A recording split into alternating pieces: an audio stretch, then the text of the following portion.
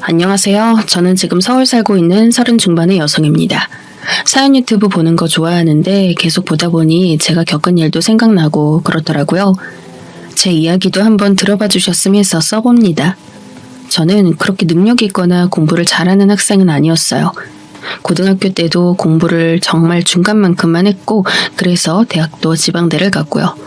또 대학에서도 마찬가지였기 때문에 졸업하고도 되게 막막했어요. 저 때도 계속 취업난이라 그래서 전 어차피 결혼할 거라 크게 고민하지 않고 중소기업으로 들어갔죠. 직원이 수십여 명 있는 그래도 자리 잡힌 중소기업이었고 거기에서 격리일을 하게 되었어요. 4년제 대학식이나 나와놓고 격리하러 온 저에게 직원들이 신기해하며 처음에 많이 물어봤어요. 그런데 제가 성격이 좀 무뚝뚝하고 할 말은 하는 성격이었기 때문에 점차 호기심에 저한테 다가오던 분들도 더 이상은 말 걸지 않게 되었죠. 뭐 어차피 전 결혼해서 전업주부로 사는 게 꿈이었기 때문에 직장에서 좀 외롭게 다니는 것도 상관없었어요. 나름 줏대 있는 성격이었거든요. 부모님이 엄하고 집이 답답한 가풍이었기 때문에 최대한 빨리 집에서 나오고 싶어서 결혼도 빨리 하고 싶었어요. 하지만 제 평생을 맡기려면 그래도 안정적인 직장을 가진 사람이어야 했고 그런 남자는 요즘 참 인기가 좋잖아요. 제가 직접 만나려 해도 참 쉽지 않았죠. 그러다 보니 다른 친구들은 모두 제대로 된 직장 잡거나 결혼해서 아기를 가지는데 저만 뒤처지는 것 같고 조바심이 났어요. 원래 누굴 소개받거나 하는 걸 정말 싫어해서 절대 소개받지 않고 일상생활에서 자연스레 만나는 걸 추구했는데 그러기가 힘들어졌죠. 그때가 제가 20 후반쯤이었어요. 사실 그때쯤이면 여자들 대부분 이젠 결혼을 해야 하는데 하면서 조바심이 들잖아요. 저도 당연히 그랬고 그래서 친구들한테 고민을 털어놓았죠. 그랬더니 한 친구가 혹시 자기 남친의 고향 친구를 만나볼 생각 있냐고 하더라고요. 너 남친의 친구? 고향에서 어릴 때부터 같이 자란 친구래. 그렇잖아도 그 친구가 여자친구 있으면 좋겠다고 소개시켜줄 사람 없냐고 한다는 말을 어제 들었거든. 딱 잘 됐다 야. 그 친구분은 나이랑 직업이 어떻게 되는데? 내 남친이 나보다 2살 많잖아. 그니까 너보다 2살 많은 거고. 직업 공무원이야. 와, 공무원? 내 남친은 지금까지도 공시보잖아. 그 친구는 이미 공무원 작년에 됐대. 그래서 직장에 적응 좀 하고 나니까 여자친구 구하고 싶은가 봐. 게다가 공무원 되면 부모님들이 그렇게 막 결혼하라고 재촉하신다더라고. 그렇겠지? 딱 좋다. 나도 결혼 빨리 하고 싶은데. 그래? 그럼 내가 남친한테 말해서 그쪽에다가 너 연락처 알려줄게. 그래 부탁해. 그쪽에는 내가 이렇게 좋아한다는 거 말하지는 말고. 당연하지. 여자는 좀 비싸 보여야 하는 거야. 아무렴. 친구는 웃으면서 남친한테 연락했어요. 나이는 2살 위, 공무원 된 지는 1년. 딱 좋은 조건이었죠. 다른 건 몰랐지만 일단 만나본 다음에 알아봐도 나쁘지 않았으니까요. 그리고 바로 그 다음 달에 약속이 잡혀서 만나게 되었어요. 나이가 있었으니 주선자는 안 끼고 그냥 우리끼리 연락해서 약속 잡고 만난 자리였죠. 저쪽에서 걸어오는데 남자는 외모가 그리 나쁘지 않았어요. 무엇보다 체격이 좋은 편이었죠. 얼굴은 뭐 그럭저럭이긴 했지만요. 만나서 인사 나누고 대화하는데 느낌도 나쁘지 않았어요. 자기가 공무원이란 사실에 굉장히 자부심 느끼고 있는 사람이었는데 어차피 저도 안정성 높은 남자와 결혼해서 살고 싶었기 때문에 그런 부분을 나쁘게 보지 않았죠. 그리고 자기 직업 싫어하는 사람보다 자부심 가진 긍정적인 사람이 훨 낫잖아요. 사실 제가 일하는 곳이 좀 일반적이지 않은 직렬이거든요. 공무원이시라는 말만 듣고 직렬이 어디신진 못 들었어요. 어디세요? 교정직이에요. 교도소에서 근무하는. 흔히 말하는 교도관이요. 어머, 저 교도관은 처음 봬요. 그렇죠? 다들 그런 분들 많아요. 사실 흔한 직렬은 아니니까요. 동사무소나 구청에서 일하는 지방직하고는 좀 다르죠. 그렇구나. 힘드시겠어요. 아무래도 그렇죠. 저희는 일반 공무원들하고는 달리 법적 공휴일에 딱딱 쉬지도 못하고 일도 교대로 해요. 24시간 계속 수감자들 지켜봐야 하니까요. 이게 일반 분들이 생각하는 것과는 다르게 되게 힘든 일이에요. 자부심 없인 하기 힘든 일이죠. 그렇겠어요. 그래도 지금 휴가 낸 상태라 제가 나올 수 있었는데 평상시엔 나가기도 좀 힘들어요.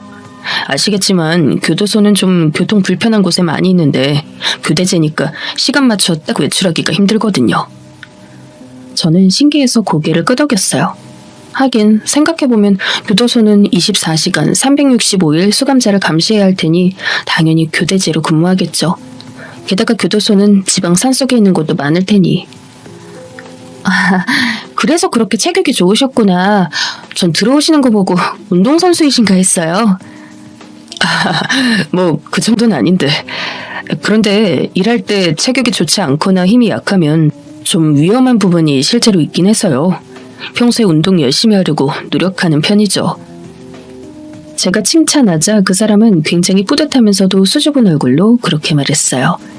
그 얼굴에 마음에 들고 귀여워서 저는 간간히 칭찬을 섞어 말하며 그 사람과 대화했죠. 사실 교도관이란 사실이 그리 좋진 않았어요. 만약 사귀게 된다면 데이트도 그리 자유롭지 않을 거고, 결혼한다면 교대 근무하면서 여러 가지로 삶의 패턴이 다른 사람들과 다를 테니까요. 하지만 사람 자체가 좀 귀여워 보이기 시작했어요. 제가 좋아하는 스타일에 남자다우면서도 순수한 데가 있는 타입이었죠. 그렇게 애프터를 거듭하면서 저희는 자연스레 사귀게 되었어요. 남자친구는 제가 날씬하고 무심해 보이는 게 좋았다 하더군요. 전 체격 좋고 훈훈한 남자친구한테 완전 푹 빠져서 소개로라도 이 사람을 못 만났으면 어쩌나 싶을 만큼 행복했어요. 그런데 문제는 이 사람과 데이트하기가 참 힘들다는 거였죠. 교도소에서 근무하니 당연한 거였지만 사실 근무할 때는 아예 핸드폰조차 갖고 들어가지 못하는 게 규칙이더라고요. 뭐 수감자들이 워낙 흉흉한 사람들이 많다 보니 항상 긴장한 채로 지켜봐야 하고 기싸움을 해야 해서 무척 피곤하다고 했어요. 다행히 제가 지금은 서울 살지만 그 당시엔 가까운 지방이었기 때문에 차를 타고 1시간 정도만 가면 남자친구가 일하는 곳에 갈 수 있었어요. 남자친구는 집도 교도소 근방에 잡아두고 있었기 때문에 주로 그 근처에서 데이트하곤 했답니다. 사실 너무 깡촌이고 아무것도 없는 동네라 데이트라고 할 것도 없었죠. 하지만 번화한 곳으로 나가긴 시간도 아깝고 남자친구도 예쁜 카페나 식당 같은 곳에 별다른 관심이 없어서 그냥 집에서 데이트를 하곤 했어요. 사실 교도관의 근무 환경이 그리 좋지 않더군요.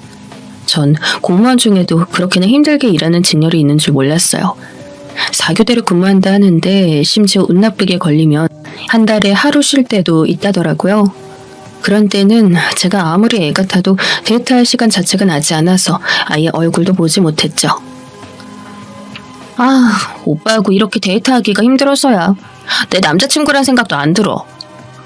제가 불평을 하니까 남자친구가 그러더군요.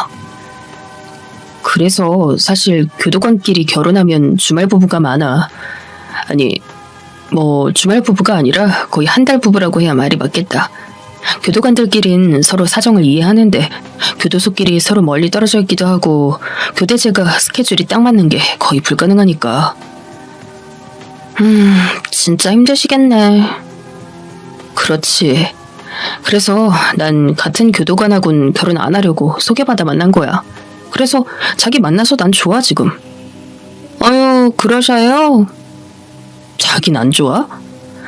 나도 좋아. 좋으니까 이런 데도 만나고 있지. 그럼 우리 결혼할래? 남자친구가 그냥 평범한 대화하는 것처럼 그렇게 말했어요. 전 잠깐 멍해졌죠. 마음 같아선 그냥 그 자리에서 오케이 하고 싶지만 사실 남자친구와의 결혼에는 좀 고민해야 할 부분이 많았어요. 사실 뭐 돈 문제는 아니었고요. 저도 벌어먹고 살 수 있지만 그냥 안정적인 사람과 결혼하고 싶은 것뿐이었어요. 그런데 남자친구 근무 환경이라든가 이런 것들이 제대로 된 가정생활을 할 수 있을까 싶은 정도였기 때문에 고민이 됐죠. 제가 고민을 하고 있자 남자친구는 픽 웃으면서 그러더군요. 튕기지 마. 요즘 공무원이 얼마나 귀한 신랑감인지 알지? 그리고 자기 나 좋아하잖아. 그건 그런데 너무 시간이 모자란 남자친구란 말이야. 그건 어쩔 수 없지. 자기가 감수해야 할 부분이지. 자기 친구만 해도 지금 공식 못 붙은 남자와 만나면서 데이트 비용 다 대고 있잖아. 우린 시간만 없지 그런 건 문제 없으니까. 남자친구 말이 맞기도 했어요. 우리를 소개해준 친구의 남자친구. 그러니까 남자친구의 친구인 그 사람은 여전히 공무원 시험에 합격하지 못해 난감해하고 있더군요. 그 사람은 서울 지방직으로 시험 보고 있는데 너무 커트라인이 높다고 힘들다고 한다고 친구가 얼마 전 저한테 고민 상담을 하기도 했어요. 이러다 정말 공시에서 떨어지면 나중에 남자친구와 헤어져야 하나 고민된다고요. 그런 면에서 지금 교도관인 남자친구가 정말 안정적이고 귀한 신랑감인 건 맞았죠. 게다가 전 집이 좀 지겨워서 탈출하고 싶었고 그러려면 결혼이 가장 좋은 길이기도 했어요. 남자친구는 제 이상형이기도 했고요. 그래서 우리는 결혼을 결정했죠. 제가 지금 중소기업 경리로 일한다는 사실을 아는 남자친구는 결혼 후에는 그냥 정리하고 전업주부로 있으라 했어요. 저야 땡큐였죠. 어차피 저는 일에서 보람을 찾는 사람이 아니었고 지금 직장이 특별히 비전 있는 게 아니었거든요. 그냥 저 먹고 살 거 벌려고 다니는 것뿐이었지. 게다가 부모님이 엄하셔서 백수로 있는 것보단 어디라도 일하는 걸 좋아했거든요. 전업주부로 있으면 좋겠다. 나도 일 안 하고 집에서 놀고 싶네. 남자친구가 그러더군요. 전 입을 삐죽거렸죠. 전업주부라고 집에서 노는 거 아니야. 나 열심히 집안일 할 거란 말이야. 교도관 일 하느니 집안일 하는 게 훨씬 쉽지. 잠깐 하고 놀면 되잖아. 솔직히 힘들어서 가끔 여자들 부러워. 하지만 교도관 일은 아무나 못하니까 자부심 가져야 하는 거긴 한데. 그럼 물론이지 오빠. 오빠는 오빠가 할 수 있는 일을 하는 거잖아. 그렇지? 내가 돈 벌어다 주면 아껴 써야 해. 내가 언제 과소비하는 거 봤어? 내 월급 170만 원으로도 나 저축 열심히 하던 사람이야. 그래, 믿는다 자기야.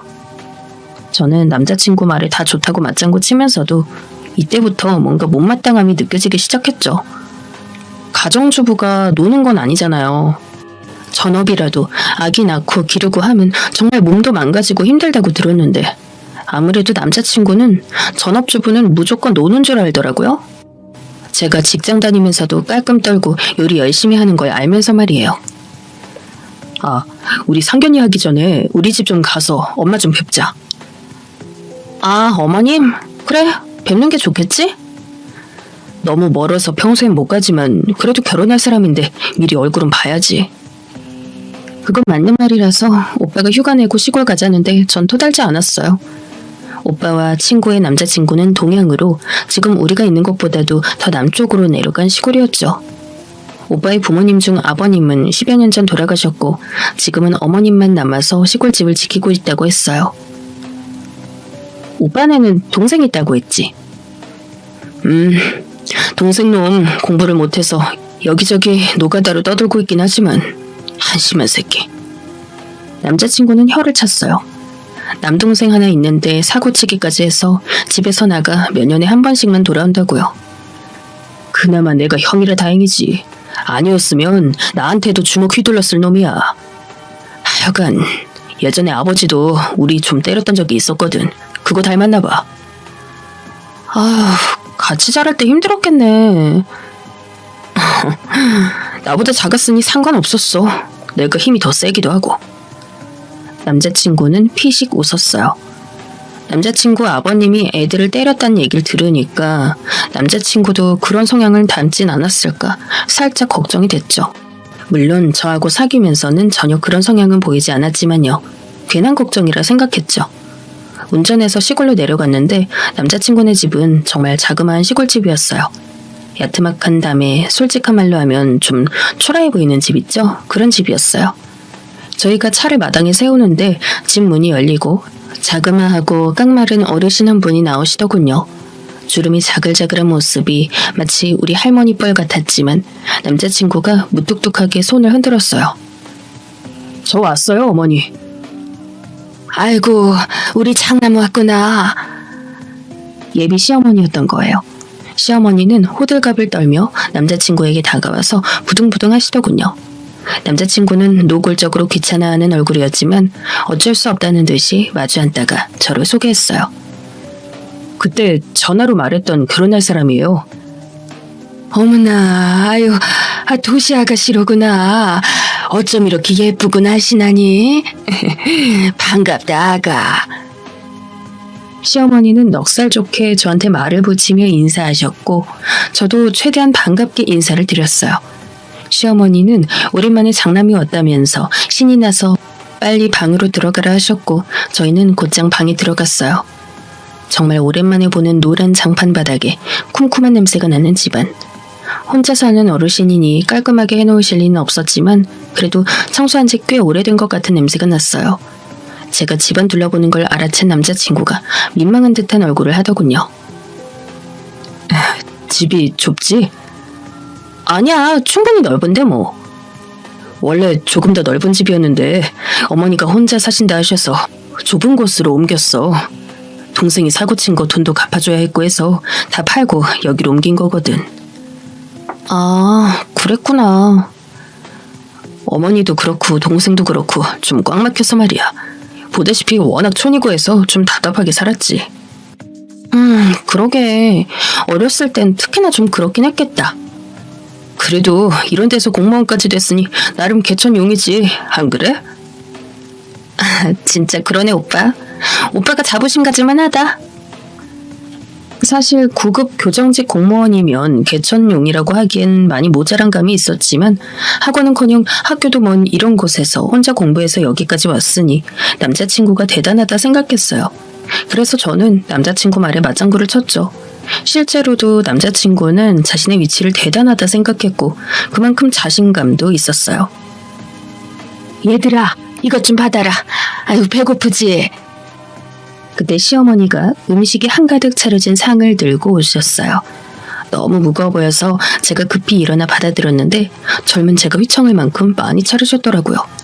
그런데 앉아서 자세히 들여다보니 음식이 무척 투박했어요. 전도 부치셨는데 육원전은 너무 크게 부치신 데다 군데군데 탔고 생선전은 계란물이 묻은 곳도 안 묻은 곳도 있었어요. 오이소박이는 썰지를 않아서 너무 커 먹기가 부담스러웠고 고기볶음 역시 그랬죠. 맛있어요, 어머님.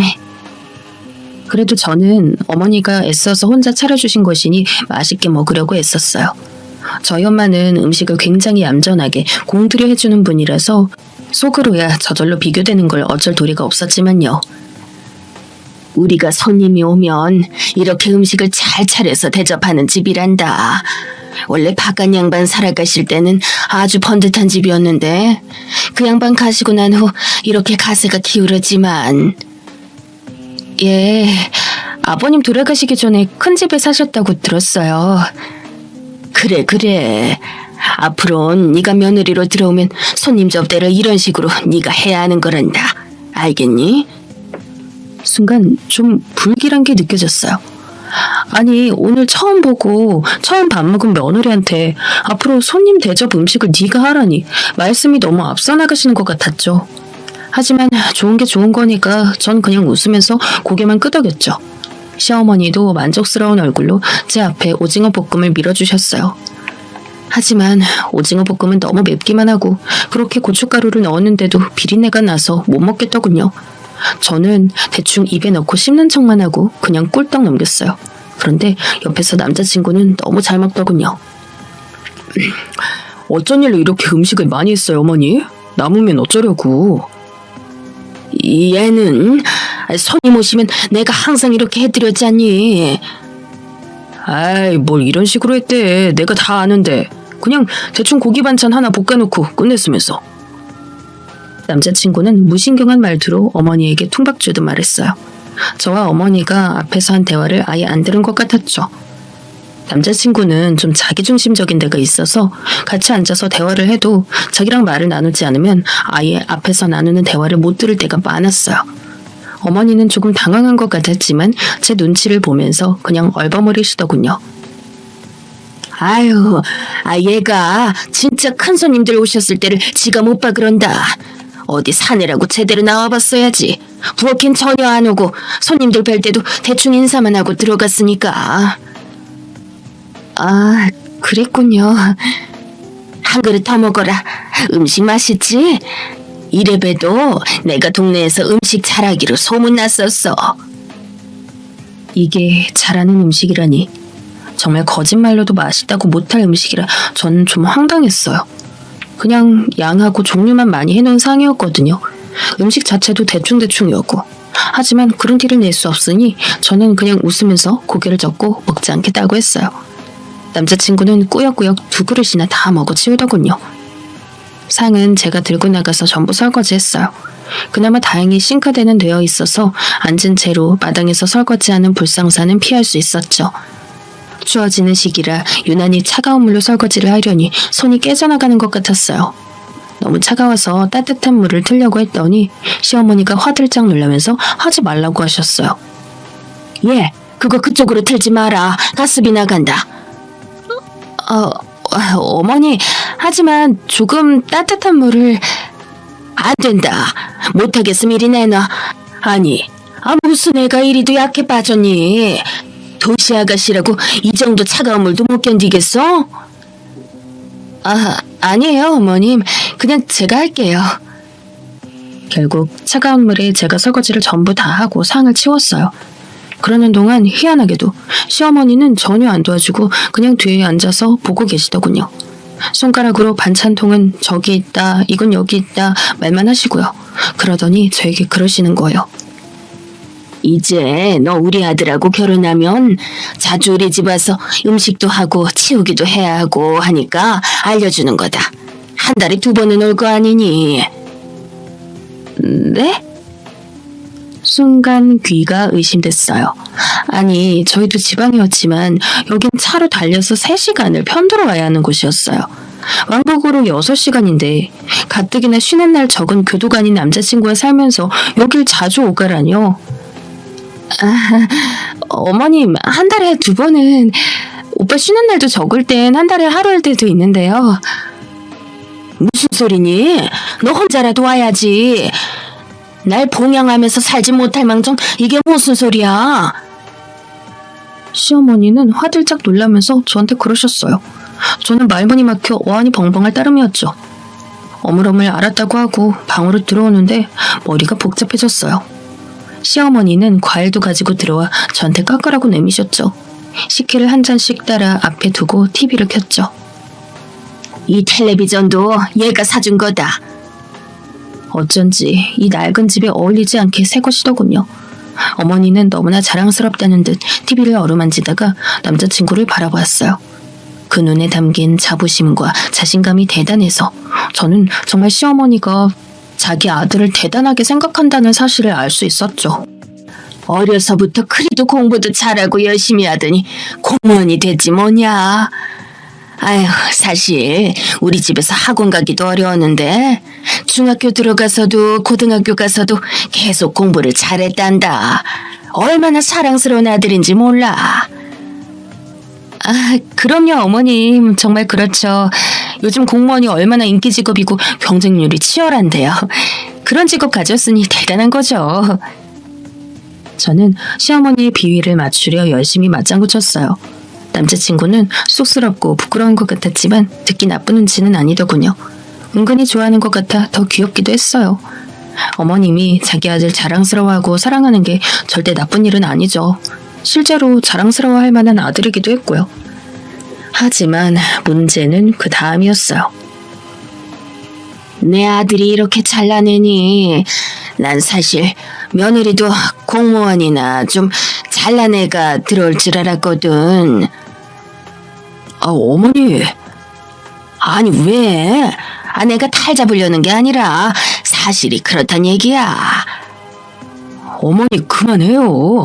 뭐 사람 앞에서 그런 소리를 굳이 해. 내가 틀린 말 했니? 사실이지 뭘. 중소기업 격리하는 아가씨가 며느리로 들어올 거란 기대는 안 했지 않겠니? 네, 그렇죠, 어머님. 저는 조금 씁쓸하게 대답했어요. 사실 뭐 누가 봐도 제 직업은 그리 좋은 편은 아니었고 저도 잘 알았어요. 어머님이 오늘 처음 만난 저에게 저런 말씀하시는 게 솔직히 과하다는 생각은 들었지만 어머님 입장에선 또 속마음 진실되게 꺼내 보이는 거겠거니 싶더군요. 작은 회사에서 여직원이 할 수 있는 일이 뭐가 있겠니? 응? 뭐 커피 타고 청소하고 그런 거겠지. 나도 읍내에 살아봐서 옆집 딸이 그런 데 다녀서 본 적이 있다. 아무리 그래도 공무원하고는 다르지 않겠니? 뭐, 그렇죠. 아이, 진짜. 남자친구는 계속 말하는 어머니가 갑갑하다는 듯 고개를 휙 돌리고 텔레비전 소리만 더 키웠어요. 시어머니는 계속 말씀을 안 멈추셨죠. 우리 애 잘났다는 걸 내가 자랑하려 그러는 게 아니라, 아유, 사실이 공부도 너무 잘하고 너무 성실한 애야. 원래 우리가 좀 더 잘 살아서 뒤를 받쳐줬으면 뭔들 못했으려니, 응?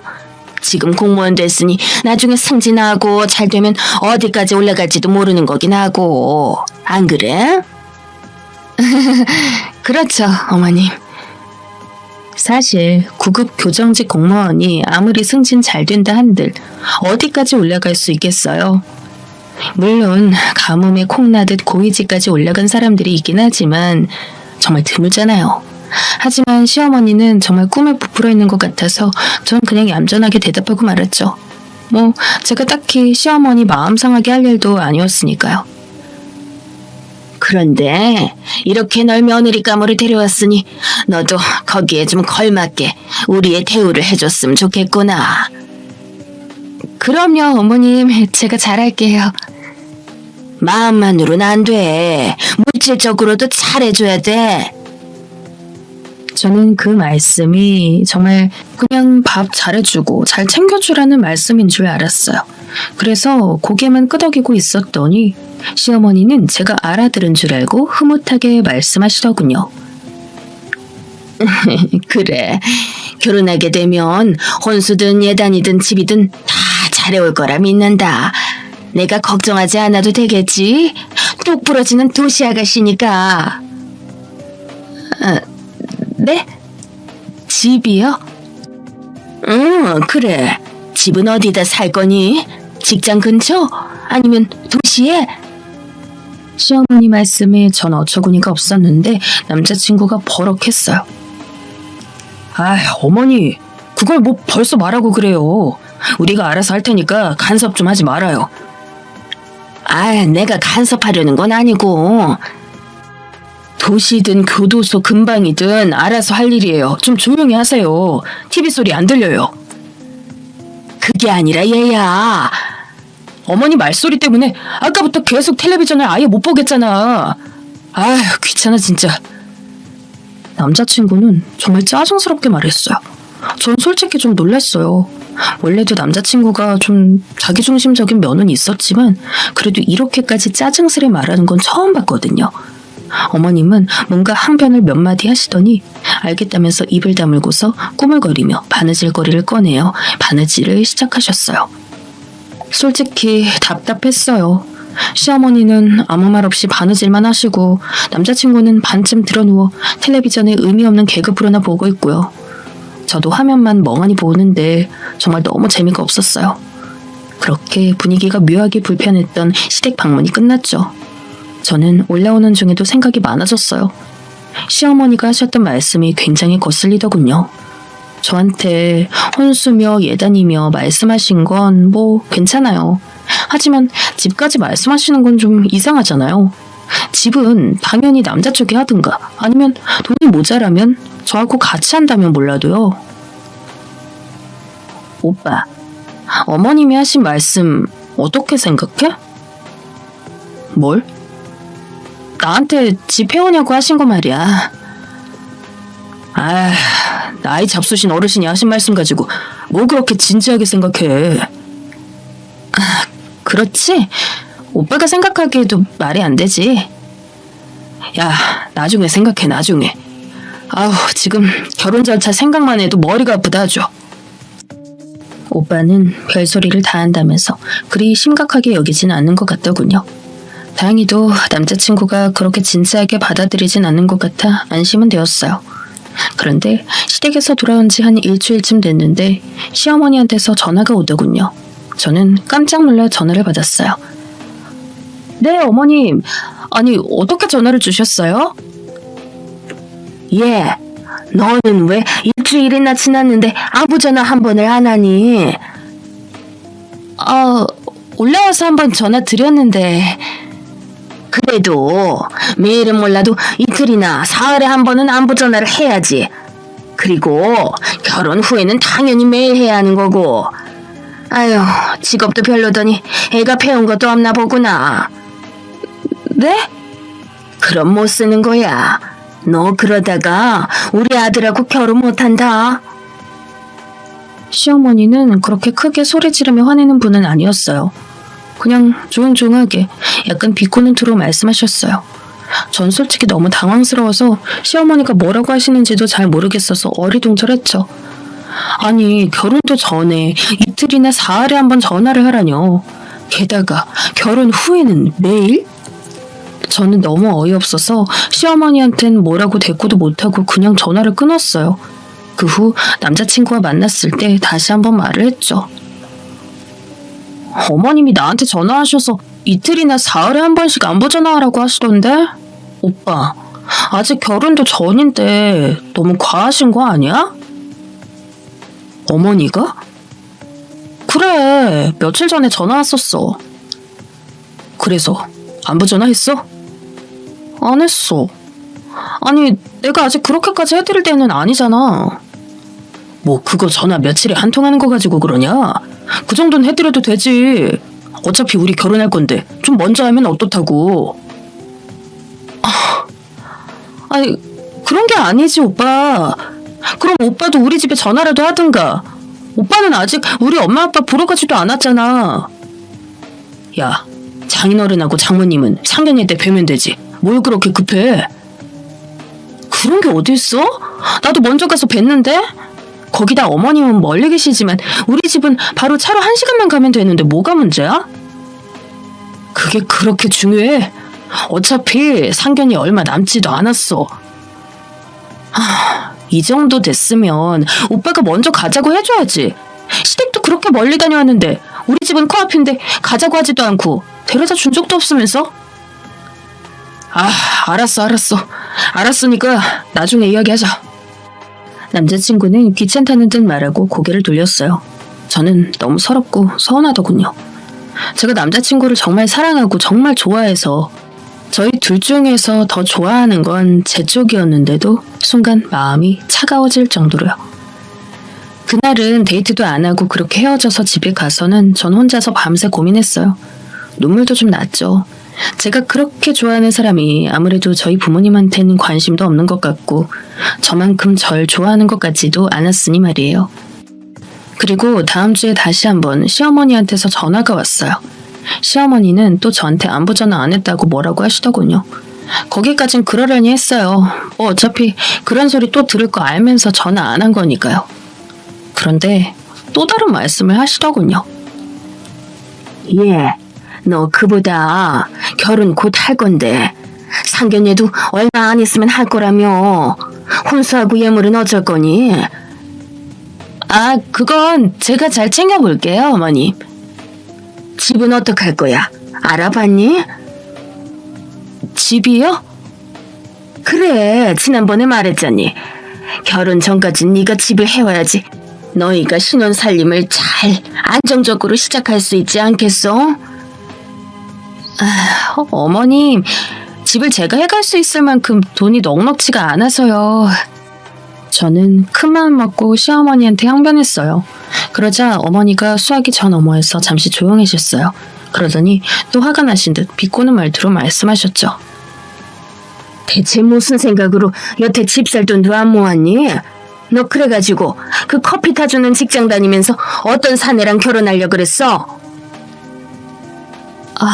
하지만 어머님, 그게 요즘 집값도 너무 비싸고 전 월급이 얼마 안 돼서. 그럼 우리 아들더러 지금 집 배우라는 거니? 예, 공무원은 명예가 높은 거지 월급은 높지 않아. 너보다야 많이 받겠지만 네가 이러는 거 아니다. 처지는 결혼이면 네가 그만큼 더 노력해야지. 어머님, 하지만 집은 오빠랑 제가 어떻게든 돈을 같이 마련해서 하는 게 맞을 것 같아요. 아니, 그게 무슨 소리야?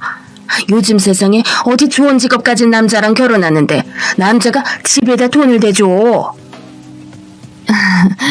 요즘 다들 같이 준비해요, 어머님. 반반해서 같이 살림 꾸려나가는 사람들 얼마나 많은데. 헛소리 마라. 그것도 어차피 비슷비슷할 때 나는 소리지. 아니, 어디 커피나 타는 주제에 공무원 남편 얻으면서 집도 안 해오려고 술을 쓰고 있는 거야? 너 이거 우리 아들도 아는 거야? 어머님, 사실 오빠는 저한테 집에 대한 말은 전혀 안 했어요. 그거야. 걔가 마음이 약하니까 그렇지. 그리고 당연히 네가 한다고 생각하고 있을 거다. 어떻게 다르게 생각할 수가 있겠니? 시어머니는 계속해서 저에게 뭐라고 비꼬면서 말씀하시곤 끊었어요. 막 소리 지르고 화를 내시면 제가 맞대거리라도 하겠는데 그것도 아니라 제가 뭐라 할 수도 없어서 미치겠더군요. 저는 시어머니 전화를 받은 이후 계속 속이 불편하고 죽겠어서 앓다가 남자친구를 다음날 불러내서 말했어요. 오빠, 어머님한테 어떻게 말 좀 해줘. 뭘 말을 해? 어머님 전화하셔서 또 나한테 혼수하고 집 준비하라고 하셔. 아니, 너무하시잖아. 뭘 너무해 또. 그냥 너가 한기로 흘리고 말어. 어떻게 그래? 어머님이 계속 나한테 전화하셔서 완전 대놓고 준비하라 하시는데 너무하셔 정말. 뭘 자꾸 너무해. 사실 어머니 말씀이 맞지 뭐. 결혼 준비 생각하면 슬슬 준비해야 할 것도 있고. 아니, 그걸 나 혼자 준비하는 것처럼 말씀하시니까 문제지. 어떻게 그걸 나 혼자 준비해? 난 시간이 없으니까 너라도 준비해야지. 무슨 소리야? 오빠도 같이 준비해야지. 뭐 어차피 집이나 혼수나 너가 해올 건데 뭐. 뭐라고? 저는 순간 귀를 의심했어요. 남자친구는 웅얼거리면서 집이나 혼수나 결혼에 필요한 비용 같은 것도 제가 많이 될 거 아니냐, 어차피 다들 그렇게 결혼한다 하면서 투덜거리더군요. 저는 정신이 순간 번쩍 들었어요. 무슨 소리야 오빠? 내가 집하고 혼수를 어떻게 다 해가? 아니, 다 해오라는 게 아니고 내가 모자란 건 도움 줄 테니까 중요한 것만 하라는 거지. 나 너무 바쁘잖아. 아니, 지금 바쁜 게 문제가 아니라 돈을 다 나보고 대라는 거잖아. 내가 무슨 돈이 있어서 집을 사고 혼수까지 해가? 야, 그럼 난 돈 있냐? 공무원 월급 그까짓 거 뭐 얼마나 된다고. 넌 그래도 사기업이라 나보다는 많이 벌잖아. 네가 일한 경력도 훨씬 길고 네가 해와야지. 남자친구가 결국 벌컥 화를 냈어요. 저는 순간 눈앞이 핑 돌면서 어지러웠어요. 아니, 결국 남자친구도 시어머니랑 같은 생각을 하고 있더라고요. 대체 뭐야? 내가 왜 집까지 해가야 돼? 나 돈 없어. 야, 여태까지 데이트도 전부 내 돈으로 했잖아. 너가 결혼할 때는 당연히 많이 해와야지. 데이트? 데이트할 때 뭘 그렇게 돈을 많이 썼는데? 어처구니가 없더라고요. 세상에. 저희 데이트할 때 돈 정말 안 썼어요. 어차피 남자친구 교도소 근처에서 데이트를 했기 때문에 돈을 쓸만한 비싼 가게도 없었고요. 워낙 좁고 조용한 동네라서 계속 남자친구의 좁아 터진 집에서만 데이트를 했거든요. 우리가 데이트할 때 무슨 돈을 그렇게 썼어? 말도 안 돼. 돈을 왜 안 써? 집세는 돈 아니야? 너하고 데이트 좀 편하게 하려고 넓은 집으로 옮겼잖아. 와, 원룸에서 투룸으로 옮긴 거 말하는 거야 지금? 아니, 그건 오빠 사는 집이잖아. 나 혼자였으면 원룸도 충분했어. 그런데 네가 데이트하러 자주 오니까 내가 옮긴 거잖아. 와, 정말 어이가 없어서 미치겠더라고요. 아니, 제가 원룸으로 갔을 때 오빠가 집이 좁다고 민망해하긴 했었어요. 그러더니 마침 좋은 집을 발견했다면서 투룸으로 갔고 거기도 역시 좁았지만 그래도 좋다고 해줬거든요. 그랬더니 지금 그게 제가 집으로 데이트를 하러 갔기 때문이라고 하는 거였어요. 야, 너 그래도 공무원하고 결혼하려면 최소한 작은 집 한 채는 해오는 게 정상이야. 네가 뭐 지금 어린 것도 예쁜 것도 아닌데 어디 가서 어떻게 결혼을 하려 그래? 그 정도 돈도 없으면? 남자친구는 투덜거리더군요. 저는 정말 말이 안 통해서 그 자리에서 일어나서 나와버렸어요. 속이 정말 미친 듯이 답답하더라고요. 저희 집 부모님이 엄하셔서 집에서 나오고 싶어 결혼을 하고 싶었는데 남자친구라는 사람과 예비 시어머니라는 분은 괜히 더 답답한 거예요. 저는 그때 처음으로 저희 부모님이 세상 무서운 줄 알려고 말씀하셨던 게 이해가 되더군요. 세상에 이상한 사람도 정말 많으니까 조심하라고 항상 그러셨거든요. 저는 계속 남자친구와 연락도 하지 않았어요. 며칠 뒤에 제가 직장에서 돌아오고 있는데 시어머니한테서 또 전화가 오더군요. 전 답답해서 한숨을 쉬다가 그래도 전화를 받았어요. 아직도 전 남자친구한테서 정을 떼지 못했기 때문에 언젠가는 결혼할지도 모르는 일이었으니까요. 시어머니는 근처에 와 있다며 잠깐 볼 수 있냐고 하셨어요. 전 알겠다고 하고 뵈러 갔죠. 그 시골에서 올라오셨으니 한번 뵙기는 해야 했으니까요. 그 귀한 아들 보러 오셨겠죠 뭐. 시어머니는 제 직장 근처 카페에 앉아 계셨어요. 카페에 자주 와보지 않으셨는지 아주 불편한 기색이시더군요. 제가 앞에 가서 앉으니까 세모꼴로 눈을 뜨고 절 흘겨보셨죠. 너 이런 데 다니면서 돈 다 쓰는구나. 아휴, 그러니 돈이 없지. 어떻게 오셨어요, 어머님? 아들 보러 왔다가 걔가 나한테 너 좀 설득해달라고 부탁하더라. 여기 직장 근처라 지금 시간에 가면 만날 수 있을 거라면서. 다시 어이가 털리더군요. 아니, 화해하고 싶으면 본인이 와서 해야지. 시어머니를 보내서 설득을 해달라고 하다뇨? 그러더니 어머님은 물 한 잔 마시고서는 본격적으로 말을 쏟아내기 시작했어요. 너 그러는 거 아니다. 아무것도 없는 그야말로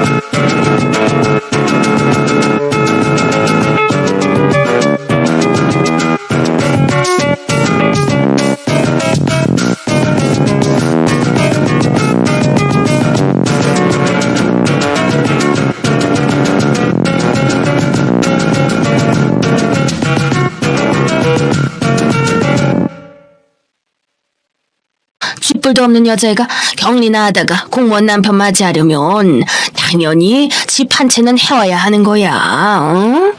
의사 남편 맞는 애들 열쇠가 3개라잖니. 공무원이 요즘 어디 쉬운 상대냐? 어머님, 잠시만요. 아니, 내 말 들어라. 어디 어린 것이 버릇없게 끼어들려 하고 있어. 교도관 남편 맞이하려면 당연히 작아도 집 한 칸은 갖고 와야지. 그리고 시어머니한테도 예단 토독히 해서 내밀고 가능하면 시댁에도 집 한 칸 줘야 하는 것이고 말이다. 아유, 어쩜 이렇게 애가 예의도 없고 아는 것도 없을까? 시어머니는 정말 따발총처럼 빠르게 내뱉으셨어요. 저는 약간 정신줄을 놓을 뻔했죠. 그래요. 공무원 요즘 인기 좋은 직업이에요. 저도 안정성 높은 남편 만나서 편하게 살고 싶었고 엄하고 숨막히는 집에서도 탈출하고 싶었고요. 제 욕심이었던 건 저도 인정해요. 하지만 그렇다고 공무원이 무슨 의사나 변호사, 판검사하고 어깨를 나란히 하는 직업도 아니잖아요. 그런데 무슨 집을 해오고 시댁에도 집을 줘야 하고 시어머니는 어깨를 딱 펴고 자랑스럽게 앉아 계셨어요. 내가 아들 잘 낳았고 잘 키웠으니 덕을 좀 보고 살아야지. 내가 걔 키우면서 얼마나 고생 많이 한 줄 아니? 걔 공부하는 동안 체력 떨어지지 않게 하려고 없는 살림에 닭 삶고 돼지 삶고. 저는 정말 더 이상은 견딜 수 없더군요. 한숨이 저 깊은 곳에서부터 흘러나오는데 제가 한숨을 쉬니까 시어머니가 더 사납게 말씀하셨어요. 너 지금 어른 앞에서 한숨 쉬었니? 어쩜 이렇게 버르장머리가... 예, 저 버르장머리 없어요. 예. 정말 속이 뒤집혀서 이젠 더는 못 참겠더라고요.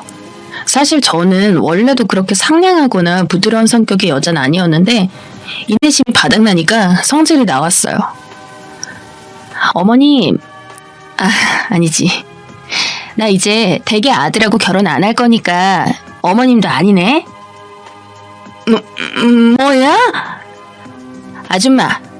아줌마네 아들 데리고 꺼지세요. 이제 나도 싫어.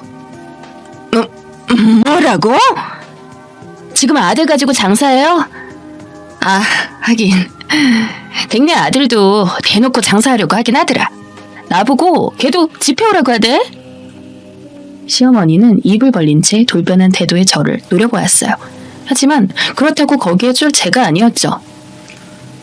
당신네 아들 데리고 꺼지라고. 나도 싫다고. 이제 못 알아들어요? 대체 누가 할 소리를? 그래요. 좋네. 결혼 안 하는 거 의사 합치 되었네. 나중에 딴소리 하지 말아요. 진짜 징그러워 죽겠으니까. 저는 쏘아붙이고서 그 자리에서 일어나 카페를 나와버렸어요. 시어머니는 허둥대다가 뒤에서 음료를 엎었는지 쨍그랑 소리가 났고 그 뒤로는 제가 문을 닫고 나와서 모르겠네요. 저는 이제 될 대로 되라 싶어서 그냥 집으로 가버렸어요. 정말 징글징글하더라고요. 사귀었을 때부터 지금까지 쭉 생각해보니까 남자친구한테 그나마 남아있던 정까지 뚝 떨어져 버렸어요. 남자친구는 여태까지 당연하다는 듯이 절 소중히 여기지 않았고 자기 정도 스펙이면 저 정도 여자는 언제든지 다시 구할 수 있다는 듯이 굴었어요. 하지만 솔직히 말해서 교도관이면 공무원 중에서 일하는 환경도 제일 열악하고 제일 인기 없는 직종 중 하나일 텐데 말이죠. 그 다음날 남자친구가 연락이 왔어요. 사실 남자친구는 저를 집 앞까지 데려다 준 적도 없기 때문에 정확한 저희 집도 몰라서 찾아오지도 못하는 상황이었죠. 전 머리가 아파서 방에 엎어져 있었기 때문에 올 테면 오라 하고선 집 주소를 불러주고 끊어버렸어요. 저녁쯤 다시 전화가 왔는데 집 앞이라더군요. 저는 머리가 아파서 얼굴을 잔뜩 찡그리고 나갔어요. 집 앞에 서 있던 남자친구가 대문에서 나오는 저를 보고 좀 놀라더라고요. 뭐, 왜 놀라? 아니, 대문으로 나오네? 옆문이 아니라? 우리 집인데 내가 왜 옆문으로 나와? 내가 새도로 사는 것도 아니고. 미쳤어?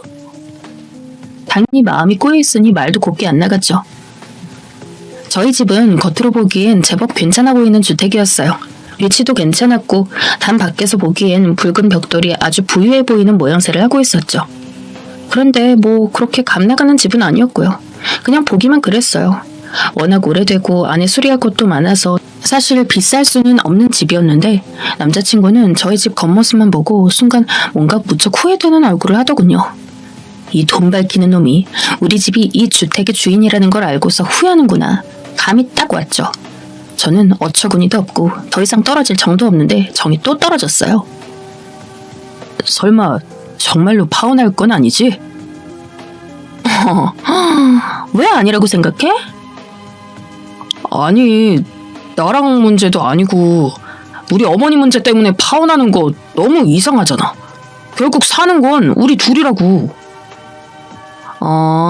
그래서 나한테 집 해오라고 들들 볶는 네 어머니 성화 내버려뒀어? 아니지. 너도 한피였지.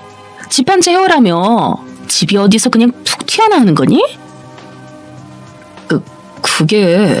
아니, 너 이렇게 좋은 집 살면 부모님이 해주실 수도 있을 거 아니야. 너 우리 집 모를 때도 나한테 집 해오라고 했잖아. 그거 빚져서라도 해오라는 이야기잖아. 내가 왜? 뭘 믿고 너한테 시집을 가니? 결혼하기도 전에 나 벗겨먹으려는 시어머니하고 한술 더 뜨는 남편인데? 내가 미쳤니? 그야말로 중소기업 병리라서 그 정도 머리도 안 돌아갈 것 같아? 아니 그게 아니라 내가 그렇게 생각한 게 아니야, 자기야. 자기 소리 집어치워. 야, 공무원 나부랭이 5급 사무관은 되어야지 바라는 거야. 너 9급 공무원 중에서도 제일 열악한 교도관이야. 그런 게 뭐 집을 해와? 너 지금 네 직업으로 장사하니? 아니다. 아들로 장사한 거 너네 어머니지. 야, 잘 전해. 그 장사 나한테는 안 먹히니까 다른 여자 찾아보라고. 자기야, 진짜 오해야 그건. 동네 나가기만 해도 동사무소에 줄줄이 앉아서 등본 떼주는 게 죄다 9급 공무원이야. 심지어 그 사람들은 교대 근무도 안 하고 교도소처럼 어디 처박혀 있지도 않아. 야, 내가 당장 동사무소에 있는 사람들한테 가서 말만 걸어도 친분 생겨. 어디서 굴러먹다 온 게 교도관이랍시고 집을 해오래? 미쳤어? 제가 한참을 퍼붓자 남자친구는 아예 입도 번근 못한 채 넋이 나가 서 있더군요.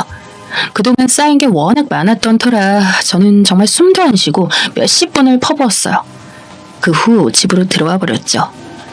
창문으로 슬쩍 보니까 남자친구는 멍하니 집 앞에 서 있다가 힘없이 어깨를 늘어뜨리고 사라지더군요. 그제야 진짜 끝났나 싶어 저는 한숨을 돌렸어요. 하지만 그날 이후부터 남자친구와 시어머니가 번갈아 가면서 저희 집 앞과 회사 근처를 지키더군요. 정말 어처구니가 없었어요. 남자친구는 교대 근무라서 나오지 못할 때가 많았는데 그래서인지 시어머니가 더 자주 보였죠. 그 전날은 안 보여서 안심하고 나가려고 하면 시어머니가 근처에 서 있다가 황급히 다가오고 남자친구가 저 멀리서 보고 있다가 어색한 얼굴로 다가오고 미치겠더라고요. 아니 그때는 이미 남자친구도 시어머니도 아니었는데 말이에요. 그런데 어느 날 시어머니가 저한테 달려와서 붙들더라고요. 저는 이제 진짜 너무 화가 나서 시어머니 얼굴을 똑바로 쳐다봤어요.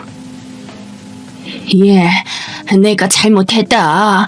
이렇게 좋은 집 아가씨인 줄 모르고 내가 그런 거였단다. 그럼 제가 이런 집 안 살았으면 그렇게 행동하신 게 당연한 거였다. 이 말씀이시네요? 아니 그런 게 아니라 그러니까 난 우리 아들하고 급이 맞는 며느리를 원했던 거란다. 지금 보니 넌 딱 맞는 아가씨라서 내가 잘못 봤던 것 같구나. 어이없어 진짜. 끝까지 시어머니는 뭐가 잘못된 건지를 모르더라고요. 아무리 시골에서 혼자 계셔서 세상 물정에 어두우시다지만 이렇게까지 잘못 생각하고 계시면 안 되는 거죠. 어머님, 아니 아주머니. 제 호칭이 시어머니가 움찔하시더군요. 댁의 아드님이요. 물론 공무원이 대단히 인기 직업인 건 맞지만 집을 공짜로 받을 정도까지는 아니에요. 그건 5급 사무관 이야기고요. 댁의 아드님은 9급 중에서도 교도관이에요. 그게... 그러니까 이제 누구한테 눈먼 장사하려고 하지 마시고요. 앞으로도 거기 걸릴 여자 없을 테니까요. 저희 집은 9급 정도는 상대를 안 해서요. 저는 겉으로 보기에만 멀쩡한 저희 집을 턱으로 가리켰어요.